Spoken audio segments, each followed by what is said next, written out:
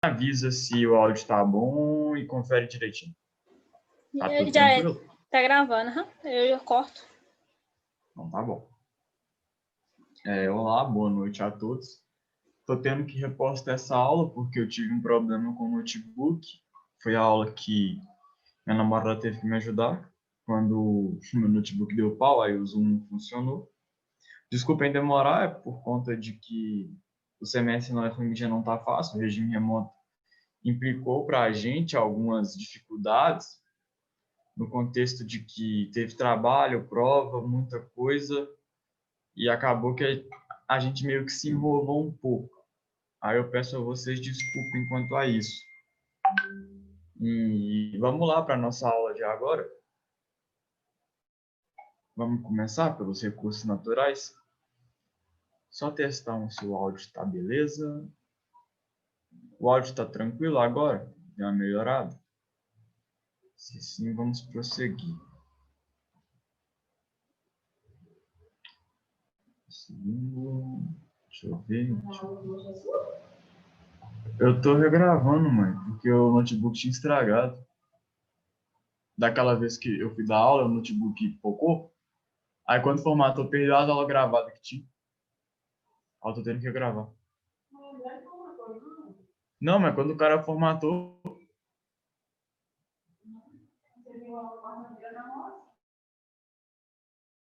Tá, que tem que postar a aula quando a gente dá aula. Então, gente, essa foi minha mãe. Perguntando o que aconteceu. Acho que pelo que eu falei com ela aqui, vocês conseguiram perceber que o notebook pipocou. Mas podemos começar? Então, vamos lá. Só o último confere aqui.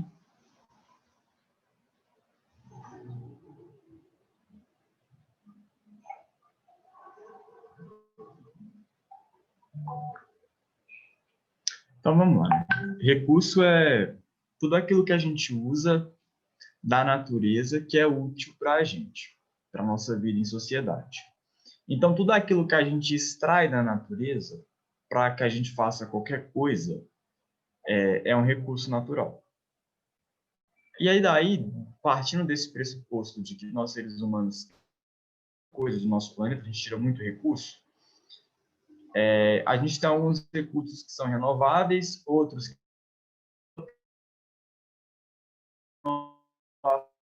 enquanto outros não são renováveis. Quando a gente pensa recursos naturais renováveis, a gente fala da água, do vento, da energia solar. Quando a gente, não, isso no caso renováveis ignorem a água, né? Quando a gente pensa em recursos renováveis, a gente tem no caso a energia solar e o vento, energia eólica. Porém, alguns recursos são limitados, mas eles são potencialmente renováveis. Aí no caso entra a água. Por exemplo, a gente pode utilizar a água para hidroelétrica. Porém, se a gente utilizar demais ou acontecer qualquer sazonalidade, quando, por exemplo, não choveu na cantareira, daí eles são limitados. Aí implica-se uma limitação. Porém, é um recurso que é potencialmente renovável. Quando volta a chover, a tarifa de energia fica mais barata de novo, aquela questão do tarifa azul, tarifa vermelha, amarela, se eu não me engano. E também temos recursos não renováveis, do qual a gente usa e a atmosfera, o sistema Terra não vai dar para a gente de novo. Pelo menos tão rápido. É o caso do petróleo, do gás e dos minérios em geral. Quando a gente pensa os recursos na abordagem histórica, a gente tem uso de recursos ao longo de toda a história da humanidade. Mas eles vão ganhar um cenário de destaque mesmo na Revolução Industrial, onde a gente vai ter o uso de carvão mineral. E também minério de ferro, entre outros. Mas muitas pessoas acreditam que o consumo de recursos do planeta se intensificou a partir daí. Se intensificou não começou a partir daí, mas a partir da Revolução Industrial ele só se intensificou. Antes disso, sempre usamos muitos recursos, por exemplo, madeira para fazer barco, que era o motor do comércio na Fenícia, utilizava metal, ouro, mas durante a Revolução Industrial e pós ela, a gente dobra essa carga. Aqui eu coloco para vocês alguns recursos que nós podemos utilizar da natureza. A gente tem o solo, água, oxigênio, energia oriunda do sol, florestas, animais, entre outros. Tudo isso a gente utiliza diariamente no nosso dia a dia.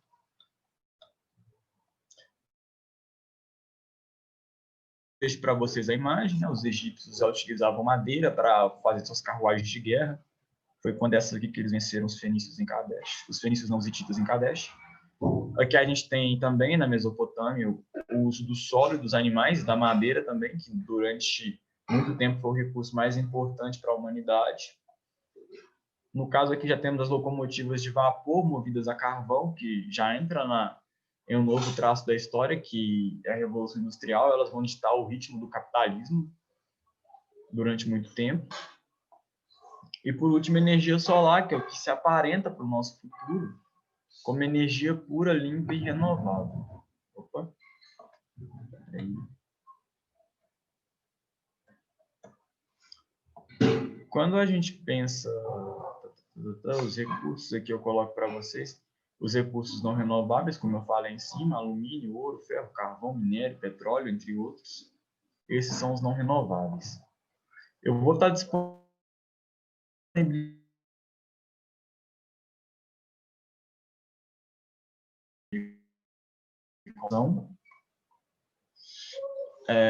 um que eu deixei separado, que eu pego a atualização histórica, é o petróleo. Opa, eu acho que travou.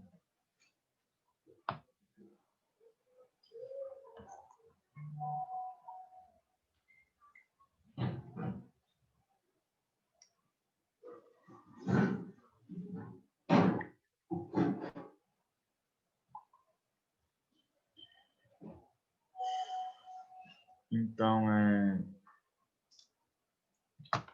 paramos, foi aqui. Eu percebi que deu uma travada, a gente parou aonde? Foi aqui ou foi no próximo slide já? Eu não sei bem ao certo.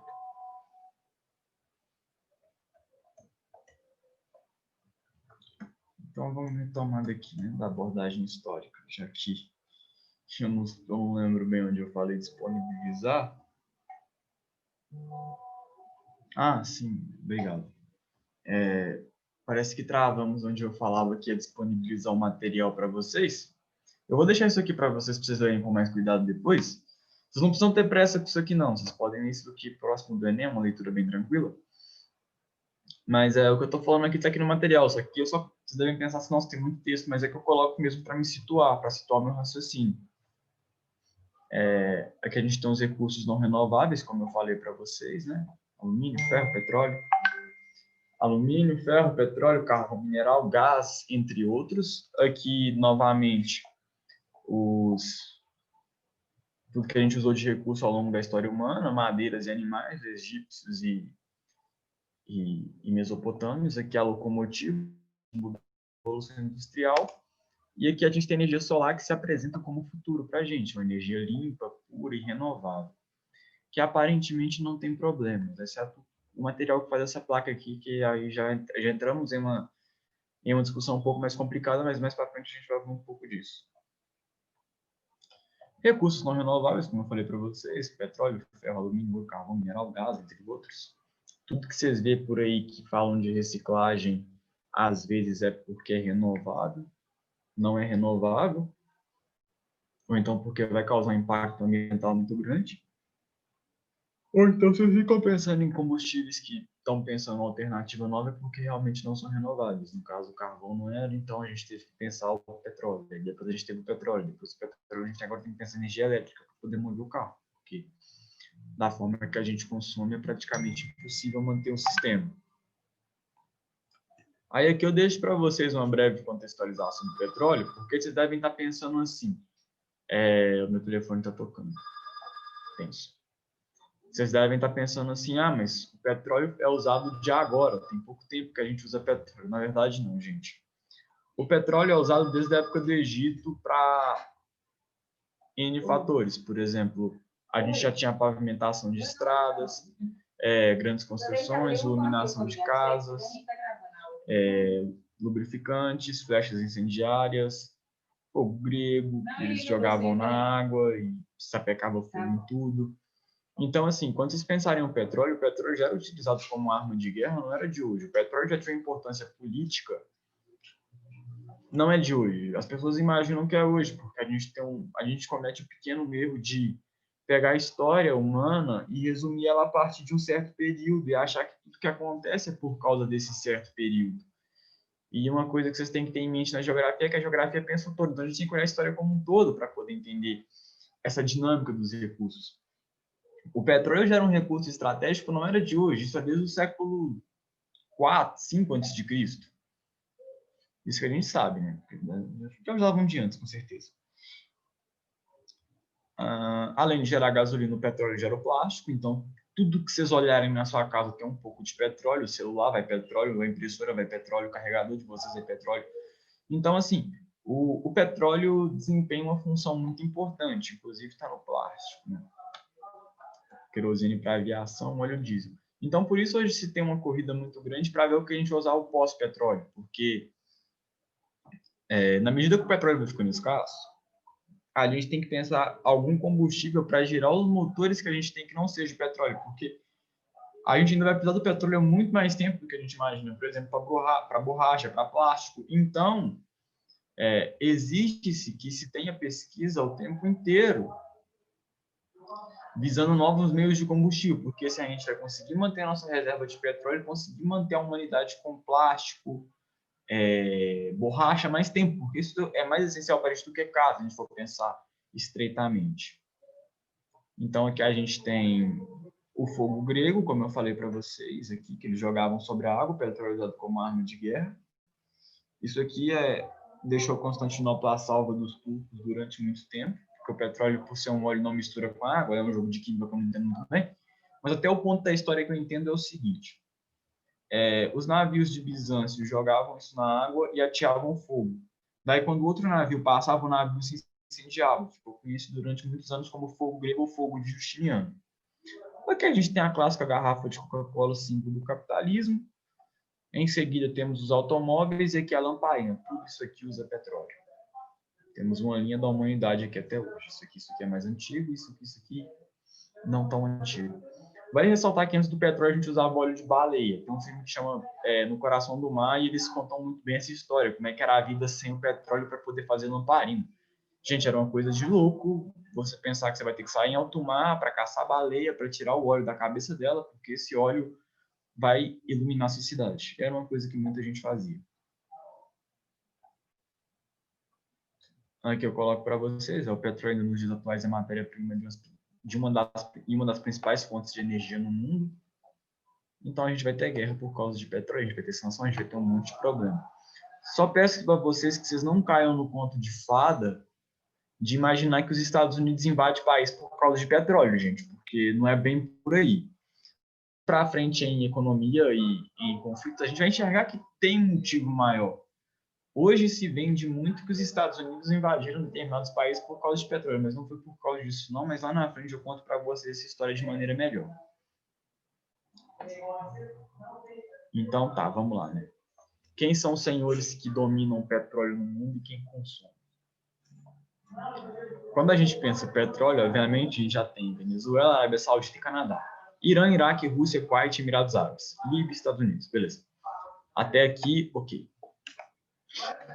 A Venezuela atualmente enfrenta um cenário complicado de sanções econômicas, mas é um jogo de poder bem complicado. A situação política da Venezuela também é bem complicada, né? Então, as pessoas falam assim, mas a Venezuela tem N problemas. Realmente, a Venezuela tem N problemas, não é de hoje, é um governo ditatorial que eu não concordo.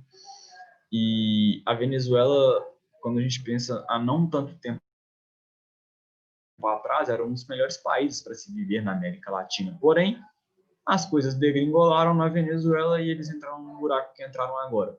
Claro que entra o embargo econômico, tudo isso pesou também, mas questões de política interna na Venezuela também culminaram a isso. Então me surpreende muito porque a América Latina é um barril de pólvora, muito inflamado, então uma coisa que a América Latina é famosa por ter uma política instável o tempo todo. O caso da Venezuela, se a gente for pegar para falar, a gente está falando aqui o dia inteiro. Mas o fato aqui é que a Venezuela é uma das maiores reservas de petróleo do mundo e isso faz alvo dela ser alvo de alguns países. Em seguida, temos a Arábia Saudita, que todo mundo deve conhecer um pouquinho.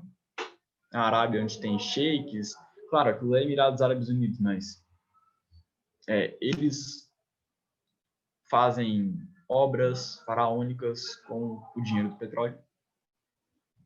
Mas também é um país que vive uma ditadura, a gente não pode esquecer disso. Emirados Árabes Unidos e Arábia Saudita é bem diferente. Os Emirados, no caso, é um principado dentro da Arábia Saudita, mas para frente eu também explico para vocês o que é um principado.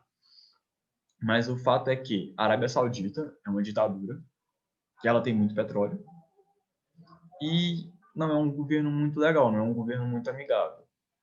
Não falo isso pelo fato deles serem, em partes, adeptos ao radicalismo islâmico, porque também existem outros fatores que culminam nesse radicalismo que eles têm. Mas o ponto é o seguinte, eles são uma das maiores reservas de petróleo do mundo. Outro país, o Canadá. O Canadá é o país mais good vibes, galera. Todo mundo gosta do Canadá, é muito difícil ver alguém que não gosta do Canadá. Mas o fato é que é o seguinte, o Canadá tem petróleo pra caramba, isso já vem que nem tantos países assim ameaçam o Canadá. O Iraque e o Irã são mais alvo de problemas do que o próprio Canadá, né? Vamos ver, depois a gente tem Irã e Iraque. Esses países entraram em guerra um tempo atrás também, são ditaduras, também um caso muito complicado. O Irã é um estado teocrático, para quem não sabe, teocrático é um estado que a religião assume o controle. O Irã, pós 1960, 70, não me engano, não sei agora a data certa, mas o Irã antes era um país hiperaberto para o mundo, mas aí problemas, uma ditadura islâmica assume e, bom, virou o que virou. O Iraque de Saddam Hussein, um barril de pólvora também sem limites. Temos a Rússia, do Vladimir Putin, que usa dos seus recursos naturais como uma importante peça no tabuleiro de xadrez da geopolítica mundial.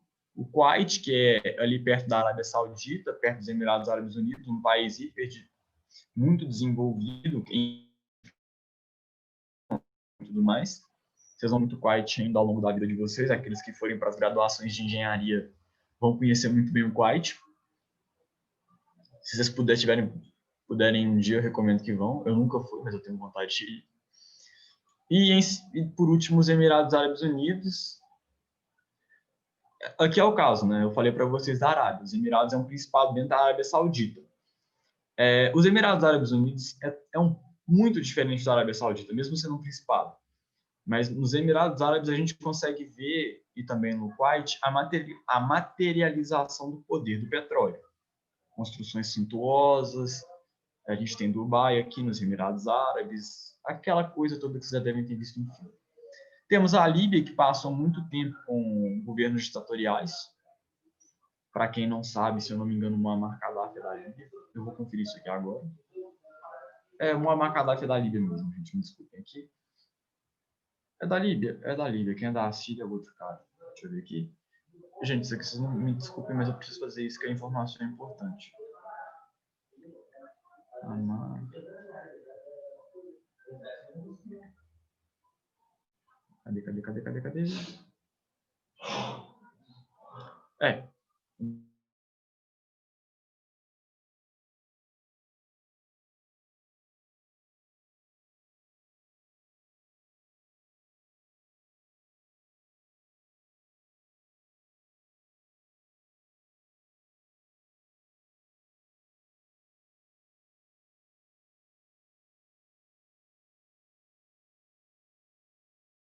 Cadê? E por último temos os Estados Unidos, aqui do top produtores, que mandam no xadrez da geopolítica global.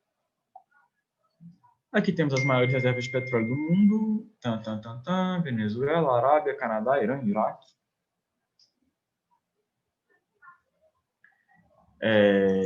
Eu estava procurando informação no celular aqui, gente, só que parece que travou. Mas eu procurei no celular de onde era o Muammar Gaddafi. Gaddafi era o ditador da Líbia, que desempenha também um papel fundamental no tabuleiro da geopolítica do petróleo. Pós-Líbia temos os Estados Unidos, que aí todo mundo conhece, e em seguida alguns outros países que também desempenham funções importantes. Aqui temos as maiores reservas de barril do mundo, e aqui temos os maiores consumidores de petróleo. essa galera que bebe petróleo mesmo. Estados Unidos, China, Japão, Índia, Rússia e o Brasil em sexto. O que acontece? Os Estados Unidos têm a maior frota automobilística do planeta e também tem muita indústria. Então, é de se imaginar que eles vão consumir praticamente o dobro de petróleo do segundo colocado, que é a China. Os Estados Unidos têm uma demanda muito alta por petróleo, por isso são o país que, digamos que, dita a regra na geopolítica do petróleo. Em seguida, temos a China, que tem muita indústria também, muitas pessoas. Japão, que tem uma indústria automobilística muito grande. Rússia, muita gente que está entrando num processo de desenvolvimento muito alto. Rússia não, é Índia, num processo de desenvolvimento muito alto. Após, temos a Rússia e o Brasil. Quanto ao petróleo, tem mais coisa? Não, é só isso mesmo. Carvão mineral. Esse aqui é o motor da Revolução Industrial, do início da Revolução Industrial. É muito usado atualmente nas siderúrgicas e termoelétricas, porém ele teve seu auge ali durante a Revolução Industrial na Inglaterra. Eles se formam por um processo de fossilização de plantas e etc. Os vegetais vão se tornando fósseis naquela região, formando rochas, entre aspas, e daí a gente vai tendo jazidas de carvão. Isso aqui eu falei para vocês da formação do carvão não é tão importante, vocês podem ficar tranquilos. Mas o ponto aqui é o seguinte. Temos 4 tipos de carvão: tufa, ilito, hulha e antracito. Então, a gente tem aqui eles em ordem crescente de carbono. Então, quanto mais carbono, mais energia eles vão produzir. Então, assim, a gente vai ver que no carvão mineral vai ter meio que uma hierarquia de qual produz mais energia ou não. Então, aqui, vamos para a história, né? O que a história vai contar para a gente? A Grã-Bretanha possui grandes reservas de ferro e de carvão mineral em seu subsolo, as principais matérias-primas desse período. O que é o ponto? A gente tem a Revolução Industrial ebulindo ali na Inglaterra. Eles têm carvão, eles têm mineração, eles tinham a tecnologia. O que a Inglaterra faz? Ela utiliza disso para ter sua força pioneira de capitalismo. Daí, na Inglaterra, vai surgir a ideia da ferrovia, do navio a vapor, do TA a vapor também. Tudo isso vai possibilitar que os ingleses larguem na frente do redor do mundo. Porque a mercadoria vai girar mais rápido, eles vão conseguir produzir mais. De certa forma, o capitalismo precisa disso. O capitalismo precisa de velocidade de produção. A Inglaterra consegue juntar esses dois pontos e vai possibilitar para ela vantagens econômicas muito grandes. Mas vale ressaltar para vocês que a Inglaterra, no próprio mercantilismo, já tinha uma posição de destaque. Ela já era a primeira colocada. Porém, a Revolução Industrial só afirma mesmo o poder da Inglaterra. Ela vai utilizar a máquina a vapor, o TA a vapor, a ferrovia, e tudo isso vai possibilitar para a Inglaterra mais dinheiro e mais produção. Aqui eu coloco para vocês, o carvão utilizado como funcionamento das máquinas a vapor. Atualmente o uso do carvão mineral diminuiu bastante, porque a gente já consegue utilizar outras fontes de energia, como petróleo e gás natural. Porém, ainda tem uma demanda muito alta de carvão, principalmente a China.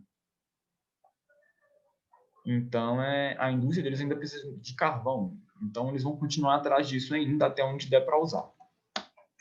Então, aqui a gente tem os maiores produtores de carvão. Temos a China aqui, produzindo carvão para caramba, quase 3 vezes mais que os Estados Unidos. Depois temos os Estados Unidos, a Índia, a União Europeia, que é esse conjuntinho aqui que eu estou passando o mouse, a Austrália e a Rússia. Quem consome carvão? Obviamente, Estados Unidos e China. Depois a gente tem a Índia. Devido ao processo de industrialização que eles estão vivendo ainda hoje, de uma industrialização feroz, de muita fábrica, então eles precisam de carvão. Ainda continuam usando, visto que é mais barato que o petróleo. E se tem de fácil acesso para eles, para que você vai usar petróleo? Você pode usar carvão ainda. Então, vamos continuar com carvão. Gás. Esse aqui foi até motivo de farpas durante a Eurocopa de 2016, mas não vem ao caso de falar isso para vocês, mas enfim. O gás é uma mistura de derivados de combustíveis fósseis, formado quando em camadas de animais soterrados ficam submetidos a intenso calor e pressão ao longo de milhares de anos, ou da biomassa que está em decomposição. Vamos lá. A gente tem um conjunto de fósseis em determinado pacote de solo. A gente tem um conjunto de fósseis aqui. Porém, isso ficou preso aqui devido a algum fator geológico. Ok. Aí aqui a gente tem terra em cima disso aqui. Imagina que a superfície aqui nesse meio ficou preso o fóssil e tudo mais. Aqui vai formar esse gás natural. Daí a gente vai explorar esse gás natural aqui. O que eu expliquei para vocês aqui, eu acho que não ficou muito bem explicado, não ficou fácil de vocês entenderem, mas só tenham em mente uma coisa. O gás é formado devido a soterramento de matéria orgânica. Então, vocês vão perceber que os poços de gás são encontrados em locais pantanosos, por exemplo. No passado foram locais muito pantanosos. Mas o gás é utilizado no mundo inteiro também, não só como combustível, mas países como os Estados Unidos, por exemplo, eles têm que usar o chuveiro a gás, onde faz muito frio para a água esquentar, você tem que esquentar água no chuveiro a gás. Não é aqui no Brasil que é elétrico. Aonde o rio congela, quem vai produzir sua energia é o gás. Onde você não consegue usar petróleo no seu carro, você vai ter que usar o gás. Então, o gás desempenha um papel fundamental. O ponto é o seguinte. Eu até deixo aqui de azul para vocês. O gás já começa a apresentar problemas caso ele acabar. Caso mantenha o ritmo de consumo médio da última década, as jazidas de gás irão se esgotar em 100 anos. Então, se a gente continuar descendo o pau no gás natural, daqui 100 anos não tem mais gás. Aí vai ter problema, porque a gente vai ter que tirar recursos de algum lugar para fazer isso aqui funcionar, se até lá, claro, a gente não tiver encontrado alguma outra fonte energética. Vale ressaltar que o gás agride menos o meio ambiente que o petróleo e o carvão mineral. No entanto, ele também causa problemas por ser um combustível fóssil e, claro, contribui para o efeito estufa. Aqui é o que eu falei para vocês, ocorre gás para geração de eletricidade, temos gás natural usado no aquecimento ambiental da água, automóveis, substitui gasolina e diesel, e a gente tem também para aquecimento ambiental. No caso, aquecimento ambiental é aquecer casa. Aqui temos os maiores consumidores de gás. Não, primeiro vamos para a reserva. A Rússia tem a maior reserva de gás do mundo, depois a gente tem o Irã, o Catar, o Turcomenistão, os Estados Unidos e a China. O ponto é o seguinte, a Rússia tem muito gás, a Rússia tem muito petróleo, a Rússia tem exército.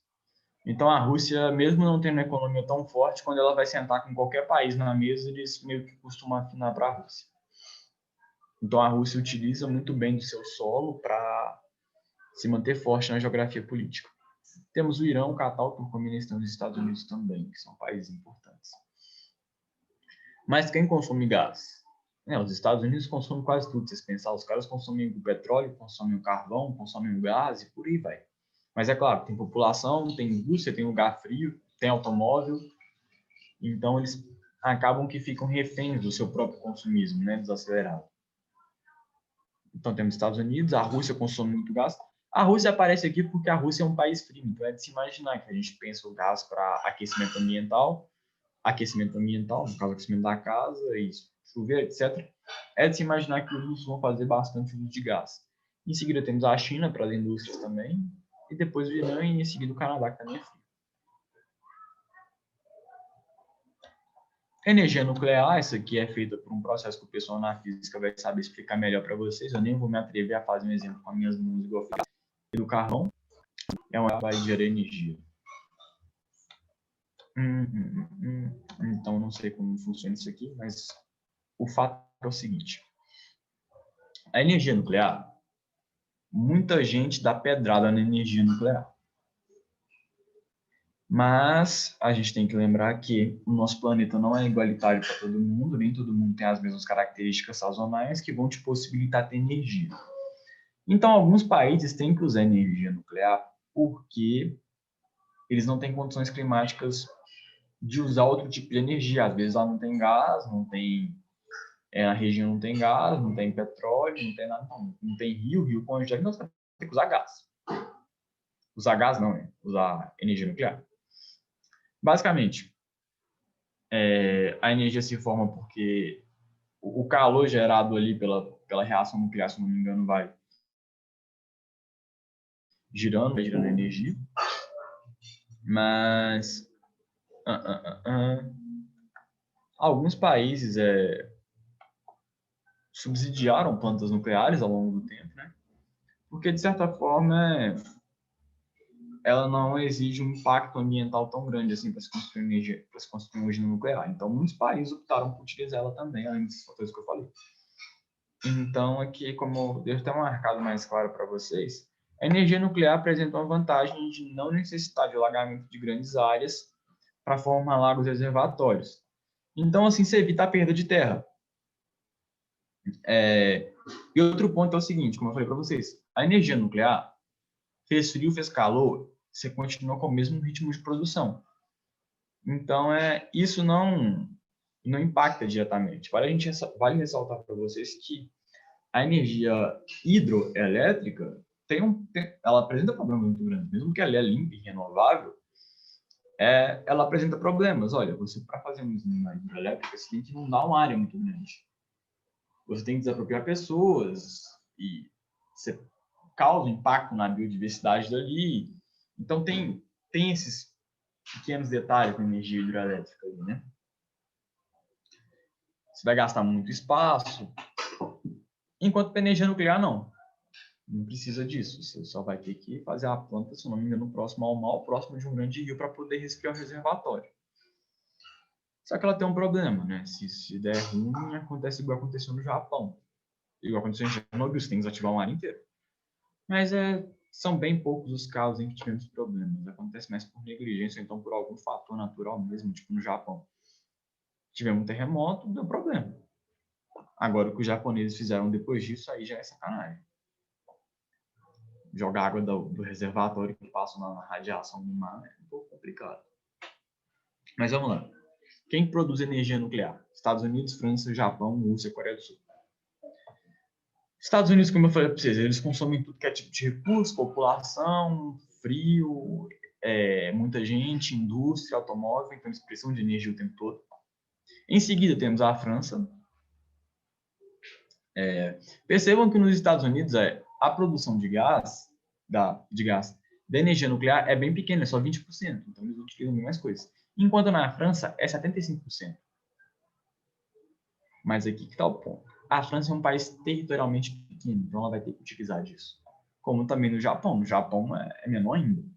No Japão e na Coreia do Sul. Então lá você tem que, o máximo de espaço que você tiver, você tem que usar. Porque tem pessoa para morar e entre outros fatores também. Então eles acabam que tem que usar a energia nuclear, né?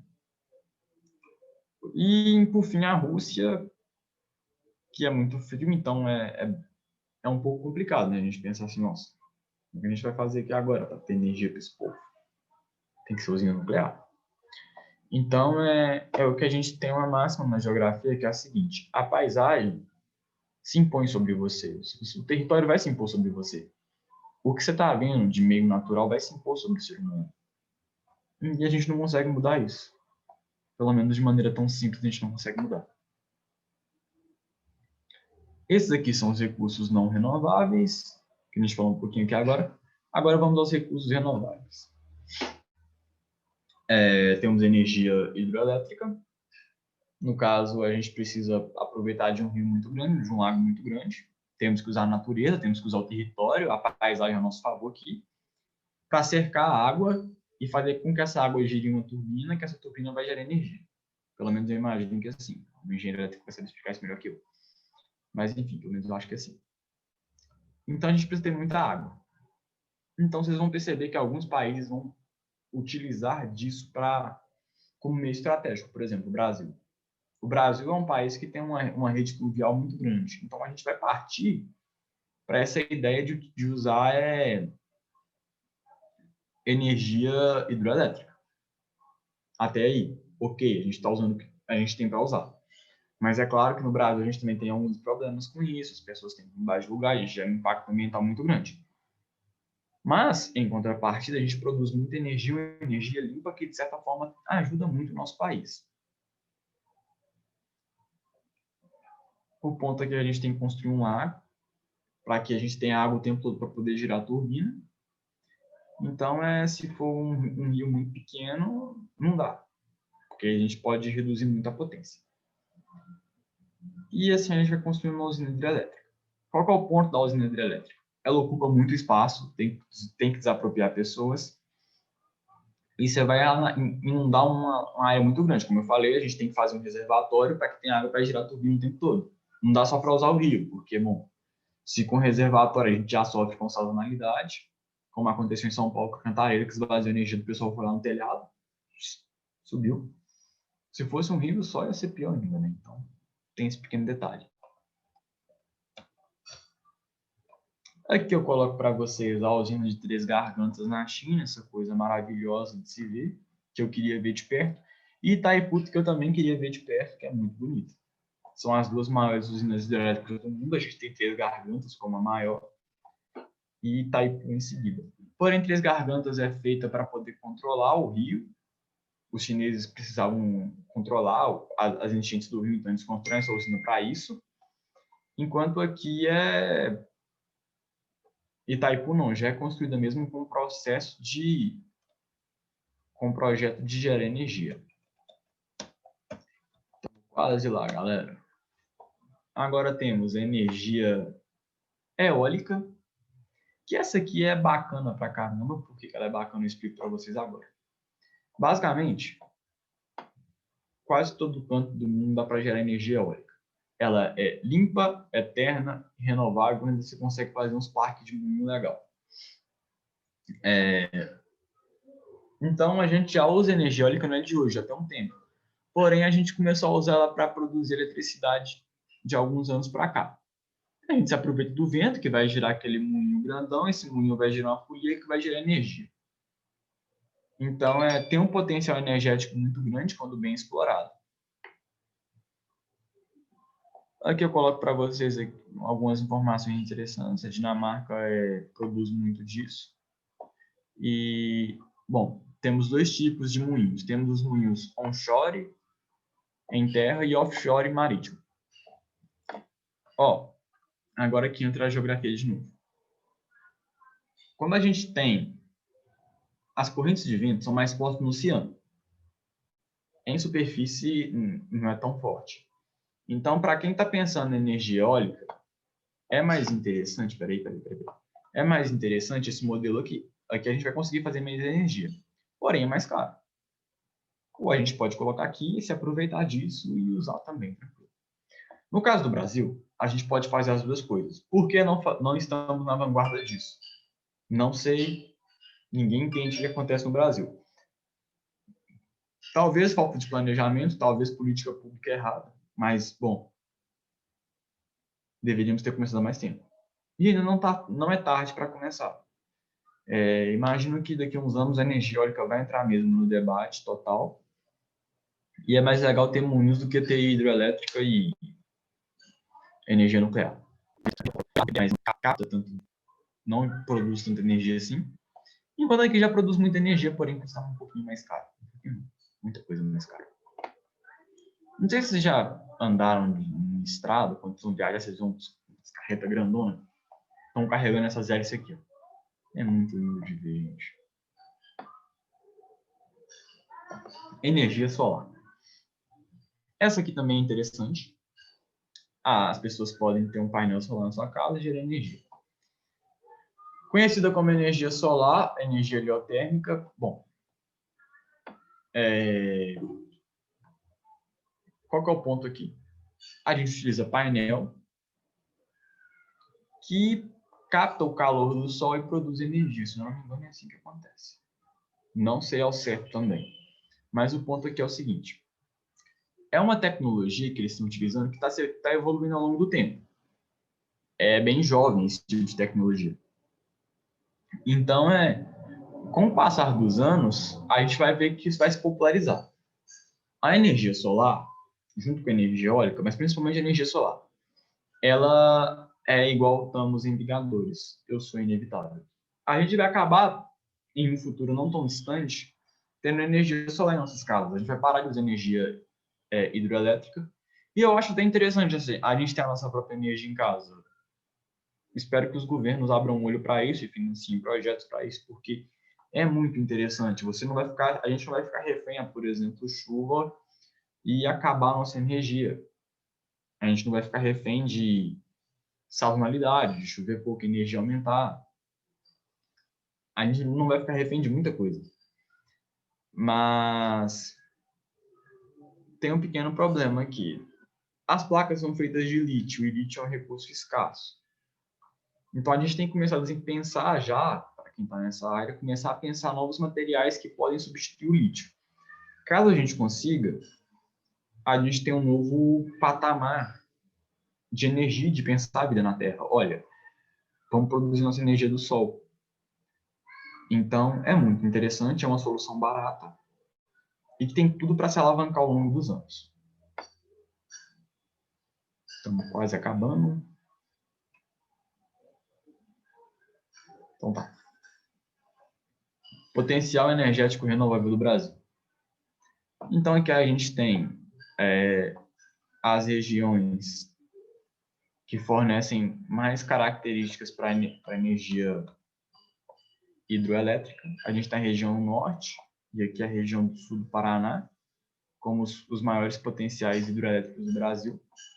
Em questão da radiação solar para energia fotovoltaica, heliotérmica, energia solar, a gente tem essa região aqui que engloba o sul de Minas, essa calha norte, não, desculpa, outra coisa na cabeça, que engloba essa região aqui do Nordeste, passando pelo Centro-Oeste. E em questão de energia eólica, que é o terceiro mapa, a gente tem novamente o Nordeste, a região do Ceará, passamos pelo interior da Bahia, o norte de Minas, algumas regiões no sul do Brasil e o interior de São Paulo. Então, pensar energia é pensar dinheiro, é pensar qualidade de vida, é pensar uma nova maneira da gente pensar o Brasil economicamente e sustentavelmente. Então, eu acho que a gente tem que começar na política, a gente descendo nosso papel, a cobrar mais isso dos políticos, né? Energia limpa, energia renovável, porque a gente pode no futuro colher bons frutos disso, não é ficar no negacionismo, achando que não existe aquecimento global, que o petróleo não vai acabar. A gente tem que ter na cabeça o seguinte: se vai beneficiar nós brasileiros e não vamos causar impacto para o planeta, vamos usar, galera. Não tem problema nenhum, vamos fundar o pau nisso aí. Vamos, sei lá, fazer pesquisa para tentar fazer placa com outro material renovável que não seja lítio.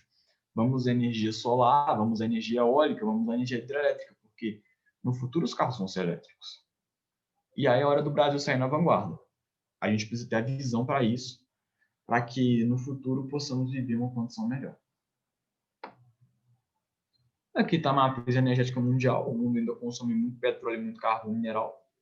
Em seguida, gás natural. Depois, biomassa, energia nuclear, etc. Enquanto no Brasil a gente consome energia hidrelétrica, em seguida biomassa. Depois temos carvão, energia nuclear e o petróleo. Outro recurso não renovável que a gente tem no Brasil é a mineração. Essa aqui é polêmica, mas, bom, já adianto a vocês. Minas Gerais precisa da mineração. E a mineração é uma atividade que é indiscutível para a nossa vida também, porque a gente vê que tem plástico, também tem minério de ferro, né? Então, a gente precisa disso para a nossa vida.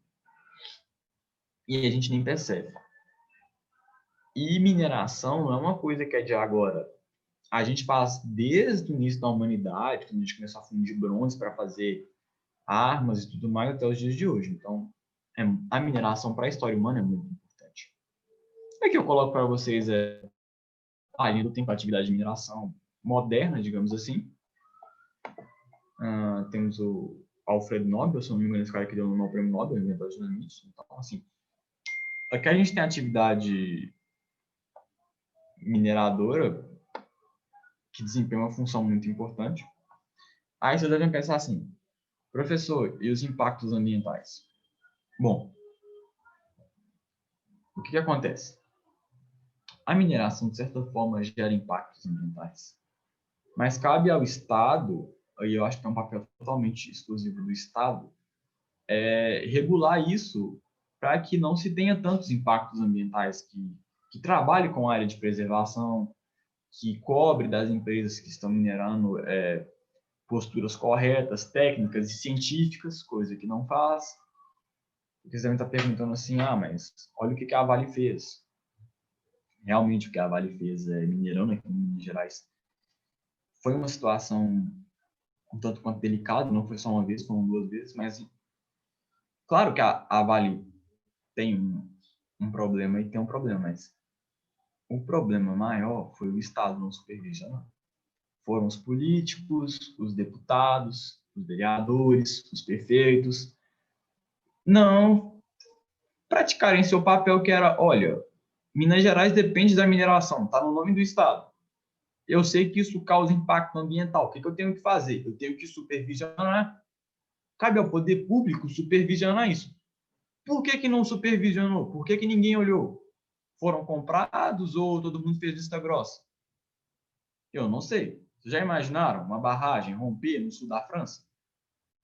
Não ia acontecer, né? Até porque a Vale não minera só no Brasil. Então, é muito delicado o que acontece.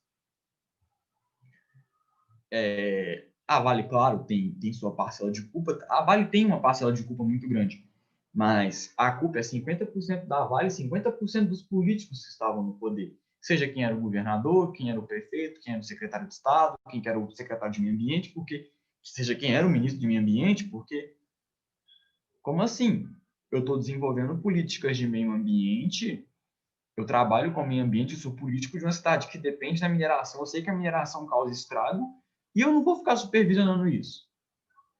Então, é uma situação muito delicada. Aí você deve estar se perguntando assim, mas por que a televisão não cobrou também? A mídia tem que desempenhar um papel de denunciar também injustiças sociais. Por que ninguém falou que a Vale estava minerando, digamos, de maneira molhada? Que é, por exemplo, tem 2 tipos de mineração. Primeiro eu me excedi um pouco, mas eu vou explicar para vocês melhor. Tem 2 tipos de mineração. Você minera a seco e você minera com barro. As 2 barragens que arrebentaram mineravam com barro. Assim, falando barro mais didaticamente, tem um nome técnico para isso. Mas o fato é o seguinte: se você sabe que no seu país que você está minerando, você tem índices de chuva muito grandes, você não pode minerar, digamos que molhado, produzindo barro. Você tem que minerar seco. E algumas regiões de mineração em Minas Gerais praticam a mineração a seco. O que, pelo menos, eu imagino que caberia? Caberia ao Estado cobrar isso da Vale. Olha, a gente está em Minas Gerais, aqui chove muito, a gente pode ter problemas. E se essa barragem romper, a gente está usando um modelo de mineração que é para país frio, mas aqui faz calor, aqui chove muito. Por que o Estado não cobrou? Aonde que estava? Cadê a postura? Aí a gente entra num problema que é muito maior, que eu preciso falar disso, mas olha, gente, os políticos estão, em sua maioria, não estão nem aí para o povo. É um bando de negacionista científico que não quer gente que está lá para questionar, por exemplo, biólogos, geólogos, engenheiros, geógrafos. Existem muitas pessoas que estudam essa questão da mineração e compreendem isso muito bem. Por que não colocou essas pessoas técnicas para tomar conta disso na esfera do Estado? Porque, bom, se a gente for ver quem é o secretário de Meio Ambiente, eu não sei. Se ele for de uma dessas áreas, é ainda pior. É ainda pior. Mas como no Brasil é muito difícil ver geógrafo, geólogo, agrônomo, biólogo ocupando esses cargos, engenheiros ocupando esses cargos, é mais cargo de conchavo político, então, assim, fica um pouco complicado, né? De entender. Mas aí depois a gente vê o estrago. Né? Aí ninguém sabe quem é um secretário de meio ambiente, ninguém sabe quem é um governador, porque o povo tem memória curta. E daí a mídia simplesmente caça um culpado. Tá, apontaram um dedo, vai, a culpa é sua. Mas estão aí, minerando do mesmo jeito. Adiantou? Não adiantou. E vai continuar. Infelizmente. Não podemos fazer nada. Não, podemos sim, a gente pode votar certinho e tentar evitar isso. Agora que pensando um pouco da história da mineração no Brasil, a gente tem a economia brasileira, o processo de territorialização brasileiro, se adentrando pela mineração, com os bandeirantes, adentrando no território brasileiro em busca de ouro, ouro de aluvião, vão encontrar o ouro aqui nas Minas Gerais, e o Brasil em si ainda é um setor de mineração muito importante, né? A gente ainda minera muita coisa importante. Mas durante o período colonial, foi muito importante, porque a gente exportou ouro para um monte de lugar. Claro, a América Latina inteira, no geral, a prata de Potosí, por exemplo, bancou a Espanha durante muito tempo. Mas o ouro das Minas Gerais também foi importante, a própria Diamantina também, muito importante. Em 1988, o Brasil era o maior produtor de ouro do mundo. Leia-se que produzíamos ouro, mas a inflação aqui era altíssima. Vai entender, né? Então, aqui tem algumas informações interessantes. A gente tem o primeiro ciclo do ouro em 1670, em Tiradentes e São João del Rei. Em seguida, em 1729, temos os diamantes. Então, em 1760, metade do ouro do mundo vinha do Brasil.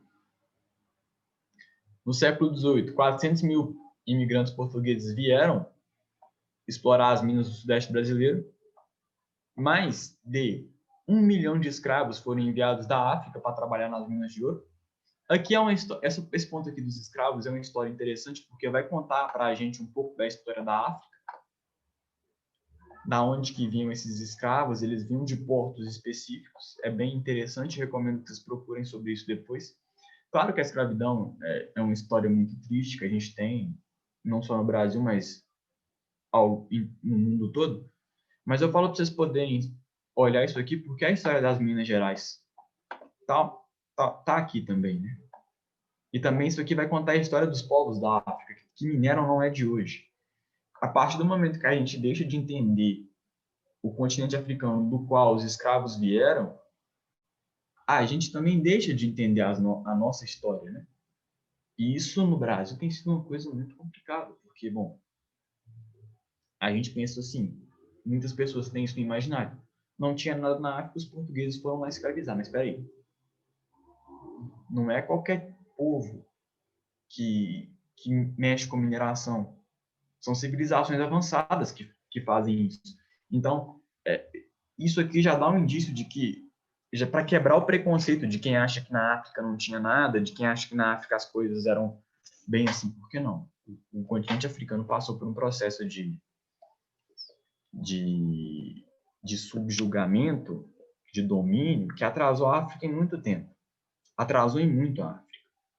E é interessante olhar essa questão dos escravos que vêm para cá trabalhar nas minas por isso. Porque isso conta também um pouco do atraso da África, do que os portugueses, os espanhóis, subsequentemente ingleses, congoleses, holandeses fizeram com o continente africano. Então é muito importante a gente ter essa história viva, de não pensar assim, olha, os escravos vieram para cá e a gente vai contar a história dos escravos aqui em diante. Não, a gente tem que falar deles no passado. Porque eram sociedades muito evoluídas. O Império do Mali, o Reino do Congo, eram sociedades evoluídas. E muita gente não sabe disso.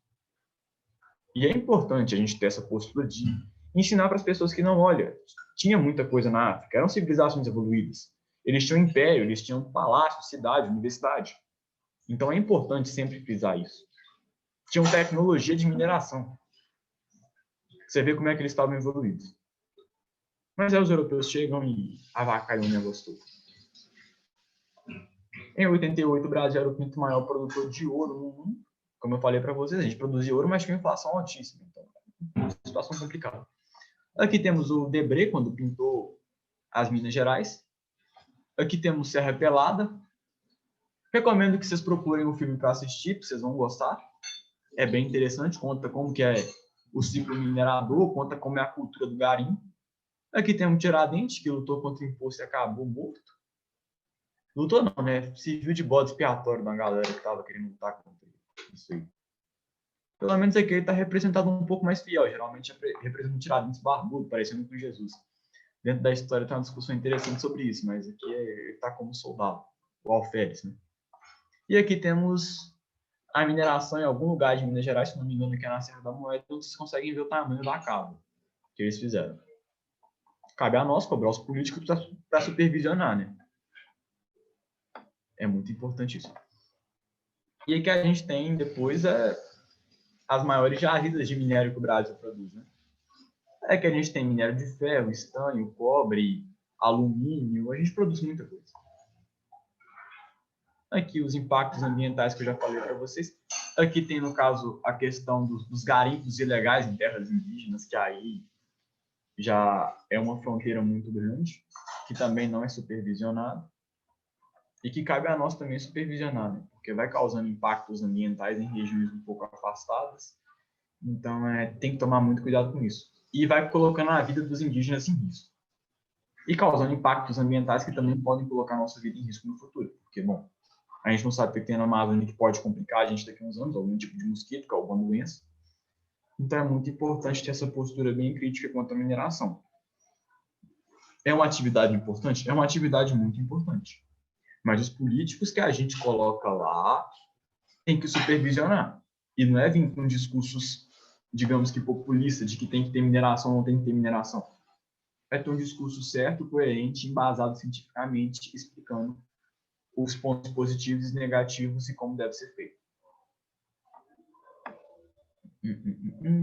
E aqui temos os impactos ambientais dos recursos que a gente da mineração. Em ferro possui barragem, que podem ser rompidas, e poluição de águas superficiais. Foi o que aconteceu com Brumadinho e Mariana. Ouro, uso de mercúrio e arsênio, que são substâncias tóxicas. Carvão, a gente contamina águas, tanto superficiais quanto subterrâneas. E zinco a barragem de contenção de rejeitos em péssimo estado de conservação, pode também a rompimento e causar problemas. Essa foi a nossa aula de hoje. Obrigado a todos que acompanharam. Espero que vocês possam ter uma postura mais crítica quanto às situações e boa noite para todo mundo. Dúvidas eu estou à disposição.